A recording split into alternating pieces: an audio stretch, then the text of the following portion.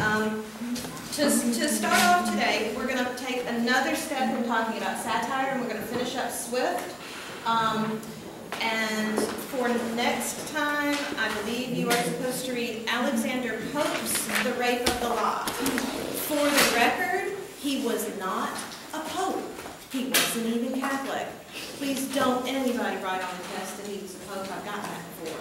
You will get lots of interesting non-facts in this class, usually things that I've gotten on tests that are just crazy. So Alexander Pope was not a pope. That's his name, just like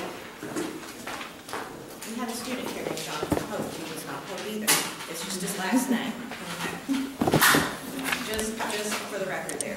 So you will read Alexander Pope's The Rape of the Lock for next class. Also,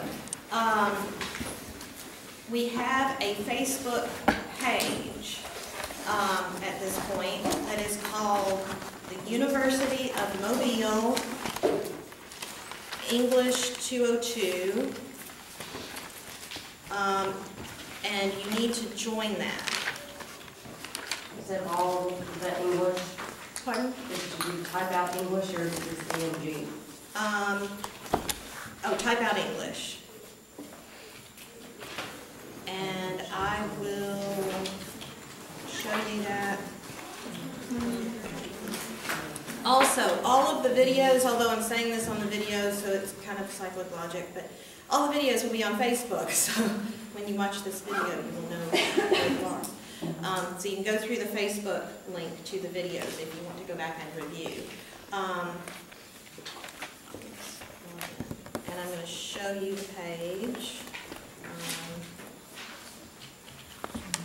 It is an open group so that it's easy for us to join it. There we go. Okay, I'll show you where this is. I have your first post question up. And so, does it, I think everybody knows how to do this. I'm just going to show you where it is real briefly here. What's it called again? Pardon? The name of it? The name is University of Mobile English 202. And I'm pausing so much because there are spaces between all those things. I didn't run it all together. There it is. And you can see that's my post. Welcome to a blended section of English 202. For your first post, I would like for you to think about Swift's modest proposal and our discussion.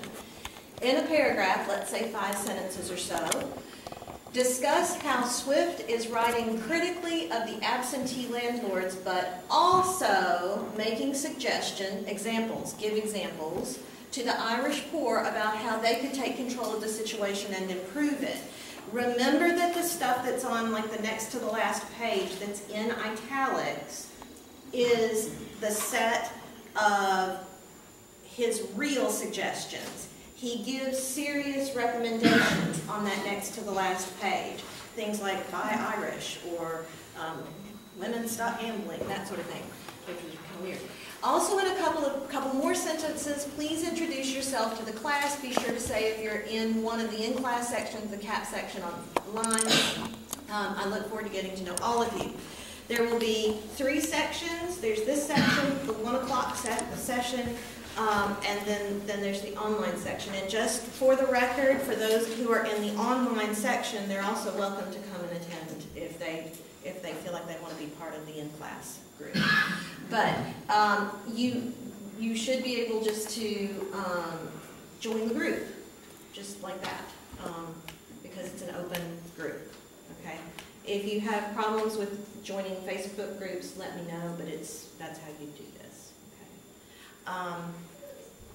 Also, just FYI, it is an open group, so if you don't want to post anything on Facebook that you wouldn't want a future employer to know. So anybody can see this. So just use common sense. Okay? All right. I don't think that they will mind if you post things about Jonathan Swift or literature. Just don't post pictures of yourself, you know, doing crazy things at the beach or something. I don't think anybody would, but just in case. Okay, so that gets us started with Facebook. If you have questions about that, just let me know. Okay, satire. We're going to talk a little bit more about satire. There are two types of satire, primarily, okay? I did not give you Horatian and Juvenalian satire last time, did I? No. Didn't talk about that in here. Okay. Horatian satire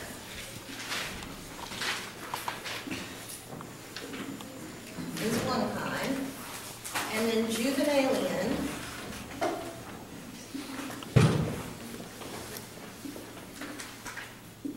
those are the two kinds of satire.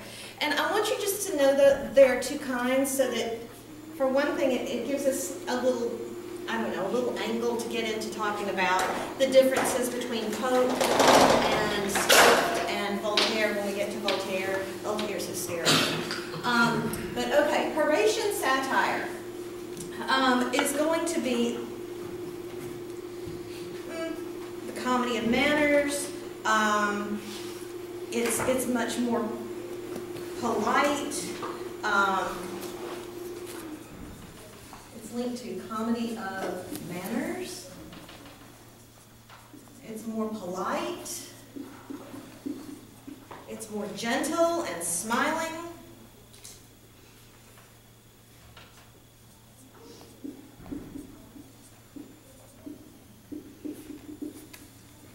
And it aims to correct by gentle and broadly sympathetic laughter.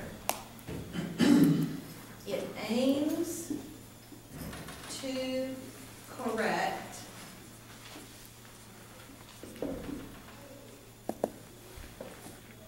by gentle and broadly sympathetic laughter. By gentle and broadly sympathetic laughter. Okay. Juvenalian satire, on the other hand, is biting, bitter, and angry.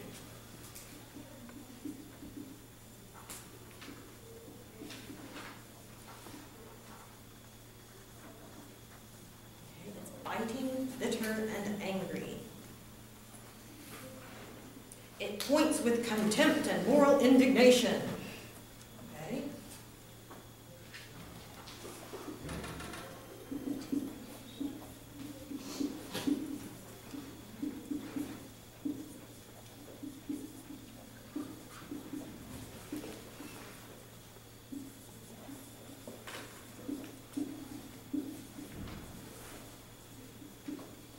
Points with contempt and moral indignation to the corrupt and evil of men and institutions, to the corruption and evil. Sorry.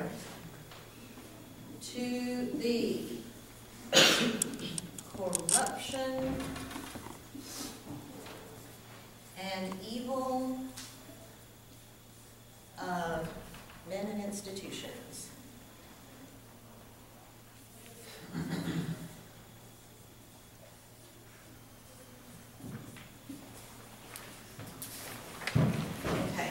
Now,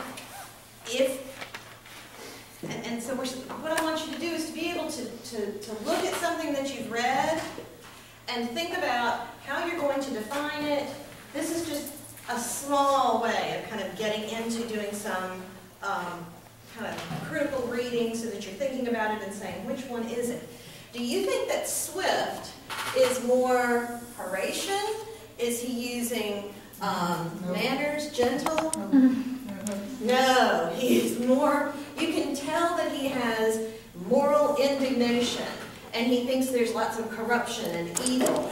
And so, yeah, he's much harsher, right? It's not, now when we get to the rape of the lock, it's a parlor game, kind of. It's very polite. You don't get, I mean, if some of the ladies that would read The Rape of the Lock read A Modest Proposal, I mean, one would think they might swoon to read such a thing, okay? Because it's, I mean, eating babies is just kind of a terrible thing, and he's very kind of graphic about some of it, about, you know, oh, let's use their skin to make gloves and things like that, and at this age, they're most tender, and So it's kind of, it offends our sensibilities to some extent, and he's trying to offend our sensibilities, right? So we could say, yes, Swift is known for writing Juvenalian satire. It's easy for me to remember, although I have to always think it and then think it in reverse. I always think of this as being juvenile, and you would never, a kid would never read something or write something like this, but then I realized, it's opposite. Then somebody the other day told me, no, you can think about it with juvenile delinquent, being really bad. So, I don't know, you can think about it that way. Actually, it's named for Juvenal, a poet, and then this is Horace, that would be this one. So they're named after the people, not actually juvenile or whatever. So, I don't know, you might be able to use some of that. It's mnemonic devices, ways to remember. But you do need to know the two definitions and be able to identify, if I give you a quote or something from one of the works, you would need to be able to say which, is it Juvenalian or is it Horatian? You could think about that. Now, what I want to talk about today is go through some more of the passages in A Modest Proposal.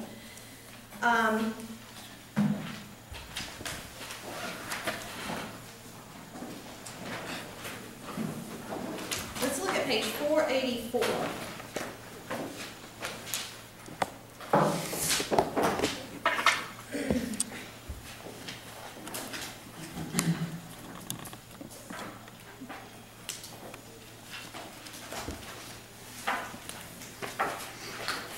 Okay, looking at the second full paragraph on page 484 in volume D, just as a reminder. Okay, second paragraph, and I'm going to read the last about 5 lines. The line begins, her lawful occupation of begging. It's interesting that it was considered a lawful occupation to beg. And it is exactly at 1 year old that I propose to provide for them in such a manner as, instead of being a charge to their parents, they will, and next to the last line, contribute to the feeding and partly to the clothing of many thousands. So you may want to remember that it's a child at 1 year old that would be, and he's even getting really specific, and then he says, even to clothing, thousands. And so he gives you this kind of, and there have been studies, you can find articles in scholarly journals about whether or not his math is good on, how many men to how many women or how many girls to boys and all of this, and his math on how this would work out. I mean, it's just ridiculous anyhow. It's silly anyhow. But he does say, and we read this already on 485, about the food would be somewhat dear and therefore very proper for landlords who, as they have already devoured most of the parents, seem to have the best title to the children, right? We've looked at that already. That's a cut at the landlords. And remember that you've got to be thinking about, who is he aiming this at? Is he just mad at these Irish Catholics who have lots of kids? By the way, back then they didn't have birth control, so it's not like, Catholics are having more kids than Protestants back then. They do. Pardon? Well, yeah. What? Never mind. I come from a Catholic family. Catholics have more kids, generally. Well, they do now, because now there's birth control for... Okay, not getting into this one. Because there's now birth control for until the 30s, Protestants didn't really think that birth control was a viable thing. But then it got into the... I don't know. Look, I'm in the English department. Everybody has a bazillion kids now. So, Dr. Mitchell has 5. Dr. Wow. Has, Dr. Mitchell has 5 kids? Yeah. Wow. Mm-hmm. Dr. Schuler has 3. I just have 1. Okay. But no, you're right. Today, Catholics do tend to have more children. How many are in I'm actually just 1 of 3. 1 of 3? Just 1 of 3? But both my parents are 1 of 8, so. Wow. Yeah. That's pretty I'm ready. Okay, so it's not like, now at this time, that's, 1 of 8 would be about, kind of normal for like the generation. Yeah. Okay, but at this point, do you think he's just picking on the Catholics to say don't have a bunch of kids? Do you get that anywhere in here that he's telling them not to have kids? He's not really aiming it towards them. Pardon? I think he's not gonna have kids now. Yeah, he's not really aiming it He's not towards. really aiming towards them. I think he even had any intent that they were going to read any of it. So. Okay, now that's a good point, yes, that it seems like he's not really aiming it at the peasants or the poor people who are begging or whatever. And it's almost, I mean, you could almost say that because he suggests getting rid of the kids by eating them, you would almost say, this is ridiculous, you don't get rid of the kids, right? You don't get rid of the children, right? Because that's ridiculous. They're not the problem exactly. So, okay, so if we go on over here, we can look at some of the other things that he is picking on, or the problems that he sees. Look at the bottom of 486. He points out that, yeah, it's not just the kids that are the problem. Who are the other people who are the bad problem people? Those old, sick people, right? How dare they be old and sick? That's just bad. Last paragraph on 486. Some persons of a desponding spirit are in a great concern about the vast number of poor people who are aged, diseased, or maimed. How dare they get hurt? And I have been desired to implore my thoughts what course may be taken to ease the nation of so grievous an encumbrance. But I am not in the least pain upon that matter, because it is very well known that they are every day dying and rotting by cold and famine and filth and vermin, as fast as can be reasonably expected. At this point, when we get to Candide by Voltaire, it will sound a lot like Candide. You know, some more rascals that are cluttering up the earth, they got killed in that battle. Good, they're gone. You know. So he's also recognizing that he's not just saying that the poor people with kids, the poor young people with kids, they're not the only problem. It's also these old people. How dare they get old and feeble? So he says, no, they're not. Now, is he serious? How do you know that he's not serious here? Unless is it Peter Singer?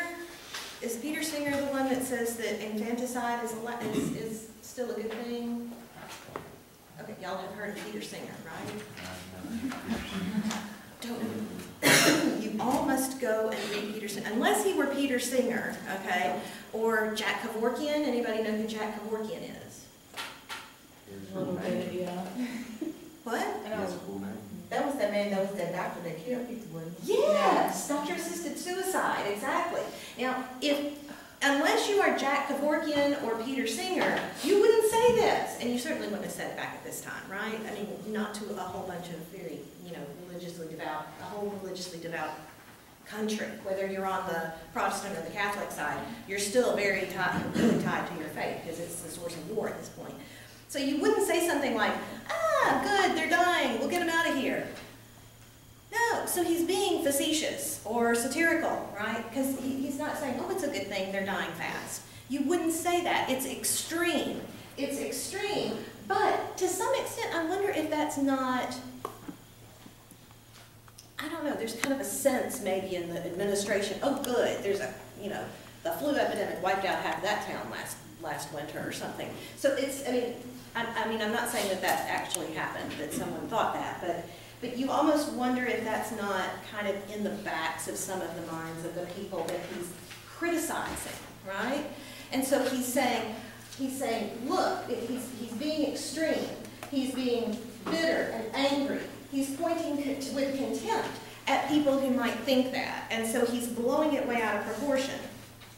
And you see this at the bottom of 487. I'm going to get somebody to read. Yes. I have a question. Oh, yes. Which part we can see where he's not being that serious? How do we know that he's not being serious?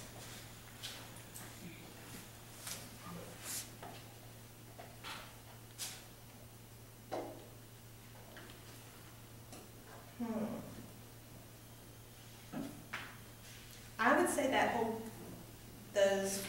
some persons all the way down to expected. Do you take him to be serious there? I don't really know. That's why I asked The people who are aged, diseased, or maimed, what course can we take to ease the nation of this encumbrance? Yes. Doesn't he go relate the taxes started being brought out to the kids? So in a way, he's saying this is what it's like. Because he said that during this period there was they were being taxed and they had to pay a lot of money. And wasn't there a part in the story where he was relating that to what he was talking about with the kids? Like that's basically what he was like doing. Yes, that the landlords, you mean that the landlords have been, where it's this food will be expensive or dear, but it's fitted for the landlords because they're already eating up the parents? Yes, yes. And so he's being critical there of the landlords. But then what did that go and explain? Like, hopefully he's not being serious. Right. I think so. I mean, you kind of have to take the whole tone. Because either he's being, Well, I'm sorry, yeah, not to interrupt or anything, but the fact that when it goes back to how he talks about the landlords have already taken advantage of the parents, yes. in the context of his writing, like he had already been talking about killing children, and then he says this, which is kind of like a break back to reality. So I think that would lead to believe anything extremist that he would say would just kind of be him being sarcastic. Yeah, I mean to say, we don't really need to kill the old people because they're going to die anyhow, or we don't need to kill the sick people because they're going to die anyhow. Excuse me. Yeah. I have another question. Okay, okay. For me, when you read something related to a satire, it's like something real, but you just don't. It's your real opinion, but you're just joking about it. That's how I see it. I don't know if it's true or not. No, he's not serious. He does not believe they should kill children. And he does not believe it's a good thing that the sick people are just dying of sickness. Well, what problem, like, what is it? How do we know Yes, that? how do we know that? Because maybe he's saying that, okay, we don't have to kill children, but we should come with a solution which will make us like reduce make people like have less children, and maybe the old guy they need to go because it's not good for us because maybe he's saying we have too much people here, so that's why the economy is not good. The old people needs to go, and we need to have less children. That way we have, a happy environment and the economy can grow. Maybe he's being serious. Maybe he's being serious. Okay, see, that's a really good question, and it's really hard to answer except that we know, well, okay, we'll know by the last page, for one thing, that, yes. I was gonna say, like, the partner in italics on page 48, I feel like that's when it's like being serious, like with a real proposal, like what are you really doing? Exactly. Yeah, and it helps to, yeah, okay, let's list some of the things, and we can see. Yeah, let's do that, okay. Yes, because it is that last page in italics that kind of brings it all home. Perspective as to what he's really trying to do within the story. Yes. I mean, as far as the story as a whole, it's really, that's just his way of expressing this type of writing. Yes. I mean, I don't think it was And for us to just kind of take it that serious, but Mm. it's just that style of writing that he chose to write this story in. Yeah, and if you think about it, who are the people who are most vulnerable in any culture? The children, right? And The poor people. okay, the poor, the children, and elderly who can't take care of themselves anymore. It's almost like you go back to your second childhood when you get really old and you have to be cared for. So he's talking about those who are most vulnerable, right? And he wants us to, well, he's trying to evoke compassion for the poor, the elderly, and the children. But how do we know he's trying to make us compassionate? That's a really good question. And so what we can do is we can look at, okay, the first thing that he suggests is using babies at 1 year for food. Okay, now, anybody in here have children? Okay. At 1 year old, they're not yet being ornery and saying no all the time, right? So at 1 year old, do you kind of like your kids still? I love all my kids. What? I love all my kids. You love all your kids. Mother, regardless of what they do, good answer. But pardon? You love them all. But you know, by the time they're 3, sometimes you're just going, because they're messing the house up in their That's mind. still a good stage. No, that's still a good stage. Try 14. 14, They mad at this stage. everybody tells me No, wait for 10 years. Beyond 11 these days, or it's total. This is when they get real 17. Is it Bill Cosby that would say, y'all remember this, that I brought you into this world, I can take you out of this world? I hate it when my mom says that. Okay, and so this is like, so if we were thinking he might be serious, he might say, we could do this with the kids who are running around, the teenagers maybe, running around on the streets, and we'll use them for food, if he were serious. But he's not, because at 1 year old, they're still sweet, right? Kind of, okay. But I mean, find me any girl in this class, if somebody walked in here with a 1 year old baby, what would everybody in the class do? Oh, you're so sweet, right? Okay. What mother is going to go for this, right? At 1 year old, they're nice and chubby and plump and everything, and that makes them cuter. So, okay, first of all, at 1 year old, that's part of it. Then he talks about the aged, diseased, or maimed, and he says, yay, the aged, the old people, the diseased, people who are sick, and the maimed, those who are hurt, maimed, they're going to die soon enough. Okay, they're all dying nicely, plenty fast. Okay. Then he also says over here on 487 at the bottom, and this is, you've got this list of paragraphs, the first, secondly, thirdly, fourthly, fifthly, sixthly, which is also kind of funny because, what is he going to do when he gets to 97, 97thly? I mean, that's funny, just the structure that, he's doing the thirdly, fourthly, fifthly, it's kind of funny. But anyhow, sixthly. This would be a great inducement to marriage. And then did we read those 4 lines there at the bottom of that paragraph? Under sixthly on page 487? Did we read those last 4 lines about women who are pregnant and how men would treat them, their husbands? Okay, we've got to read that. Okay. Sixthly, this would be a great inducement to marriage, which all wise nations have either encouraged by rewards or enforced by laws and penalties. It would increase the care and tenderness of mothers towards their children when they were sure of a settlement for life to the poor babes, provided in some sort by public to their annual profit instead of expense. Now think about that. Think about what he just said. It would increase the care and tenderness of mothers towards their babes.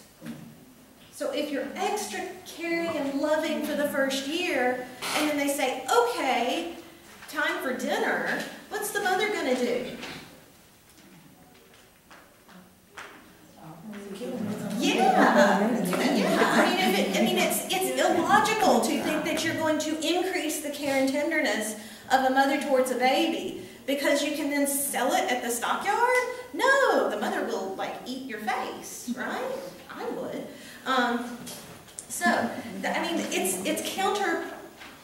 It's not logical. Okay. Then we should see an honest emulation among the married women, which of them could bring the fattest child to the market.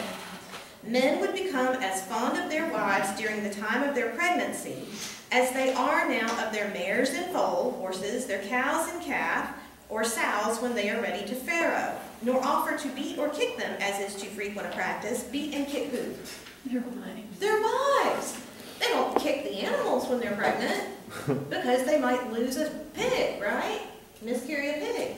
So they say, for fear of a miscarriage.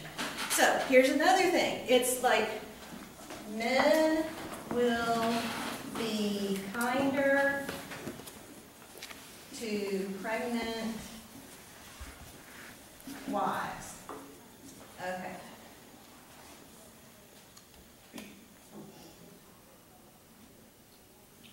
If that's their child. If that's their child. Well, it is their child. I mean, it would, yeah. Yeah. I'll go with myself. No, it's not. Yes, did I get all the coffee? I never saw that. Oh, good, okay. So, many other advantages might be enumerated, and he goes on.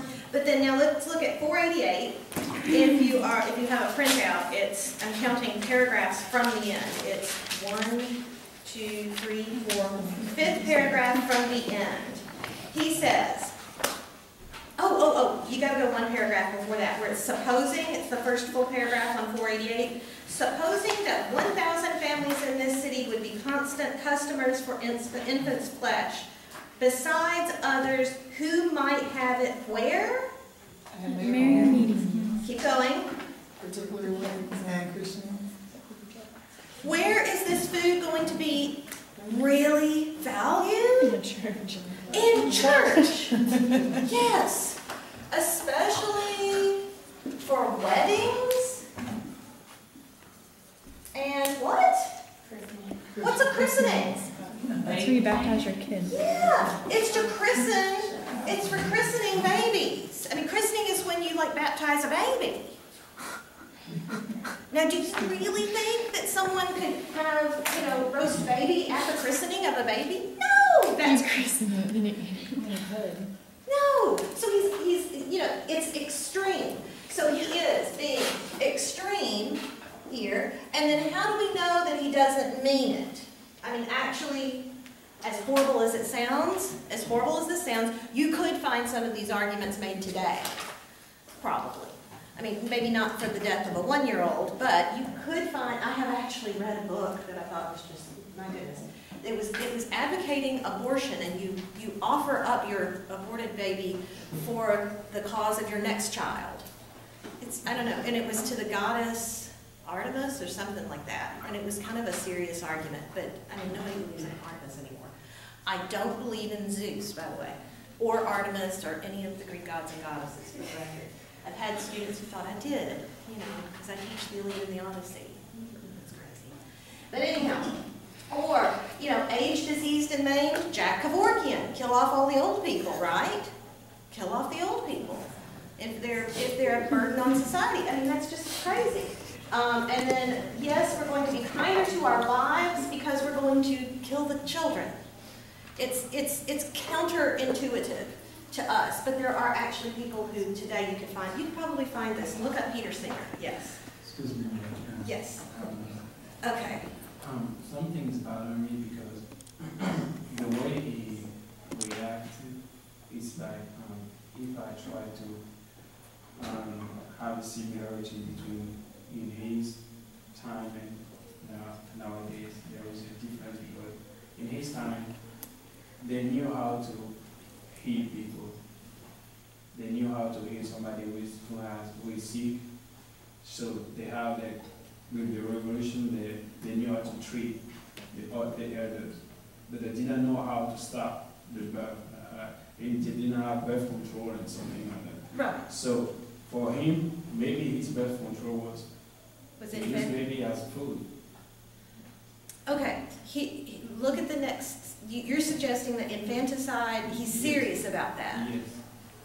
Or maybe like by leaving the elders, the old people die. He was like, okay, maybe we should not give them all the treatment they need and let them die, because we had all the treatment to keep them alive. Okay, and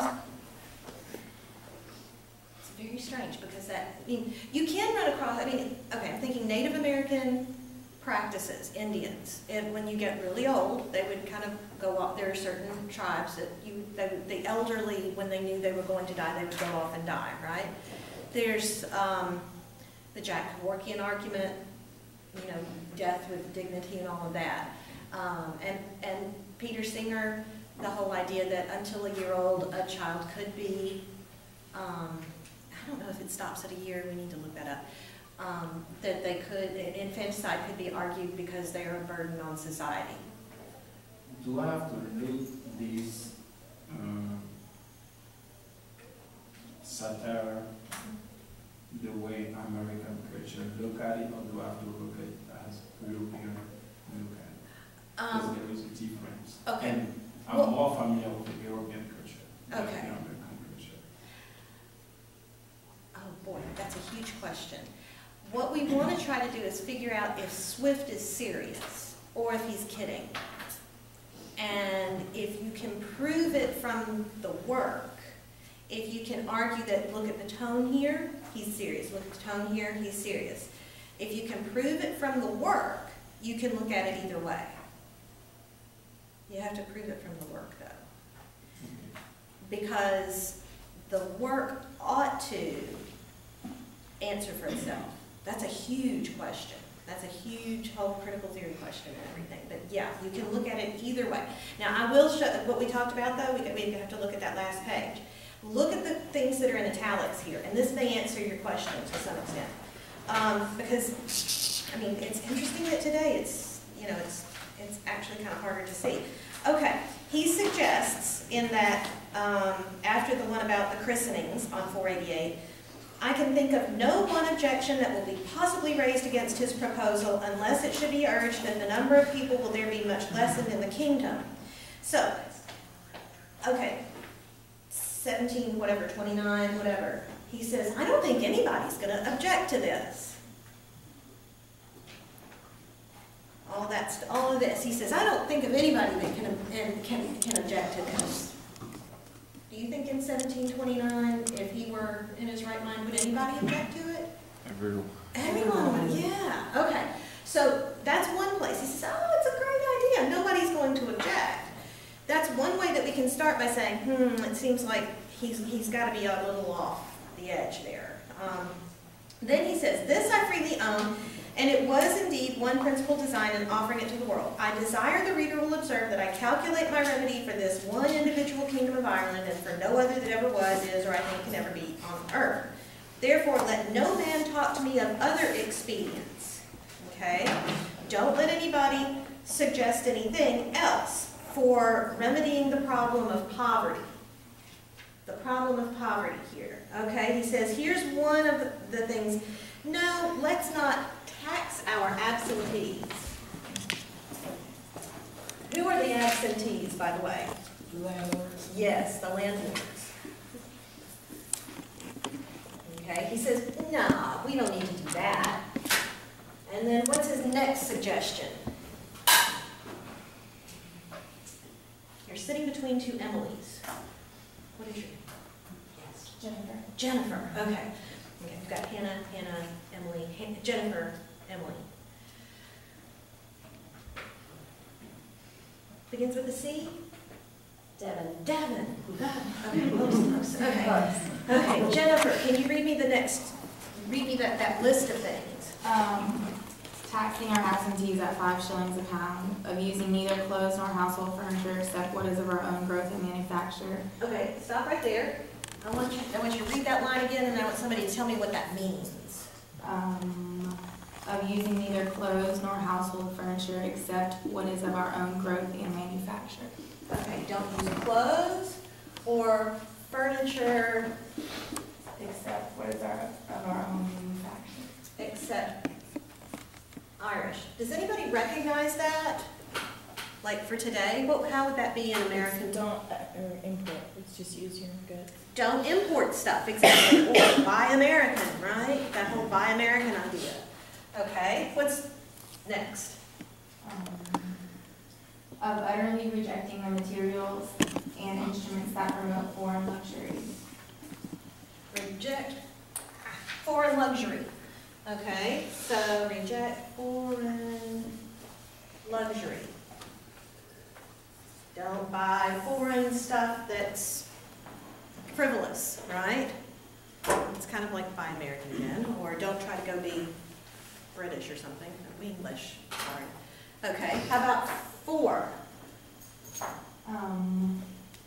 Curing the expensiveness of pride, vanity, idleness, and gaming in our women. Cure pride, vanity, what else? Gamingness. Gaming. Do you know what he's telling the women not to do?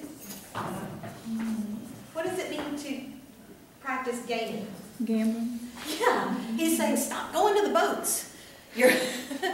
Don't gamble. Gaming is gambling. And idleness. And idleness, yes. Idleness.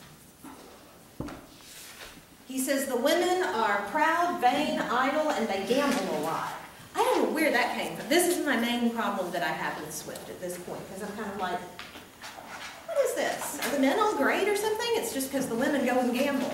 But you could also say it's the same sort of thing as all the arguments against lotteries or casinos or whatever. See, you're wasting your money. Instead of spending your money at the boats, put it into better seeds to plant or, something like that. Now, if this is not already in place, okay, is there more after that? There's, yeah. A vein of parsimony, which is frugality, okay, he says, let's become parsimonious, prudent, and temperate. Okay, I'll put them over here so you can see it. 5. Become parsimonious, frugal, that means frugal. Okay, what comes after parsimonious? Prudence and temperance. Prudent and temperate. Temperate.